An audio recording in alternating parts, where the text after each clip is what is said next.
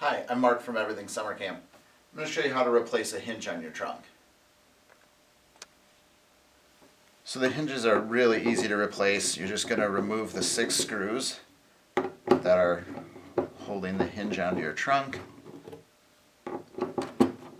Really doesn't matter what order you go in.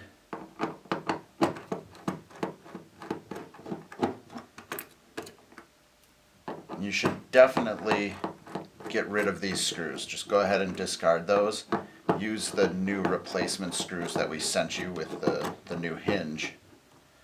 So you can get rid of the hinge and those screws.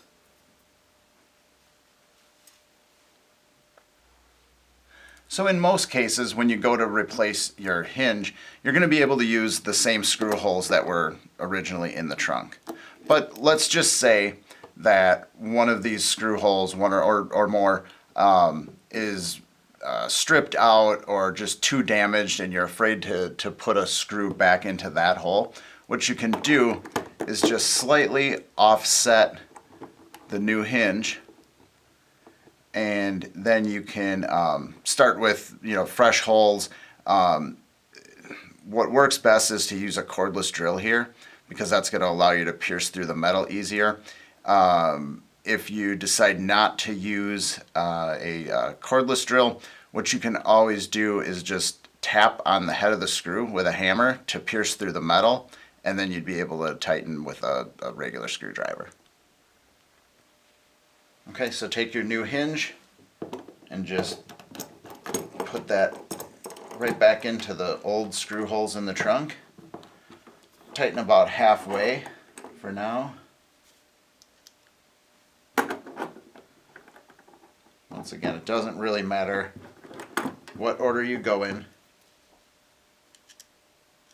You're just going to be tightening about halfway.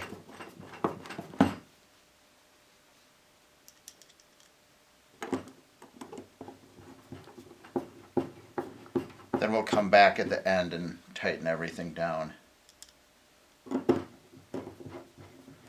But very easy piece of hardware to replace, as you can see. I mean, it's just 6 screws, takes a little bit of time. We'll go ahead and tighten that screw all the way, and then we'll go back to those first 5, tighten those down. You don't want to over tighten, just until you see the hinge kind of suck up tight to the metal on the outside of the footlocker.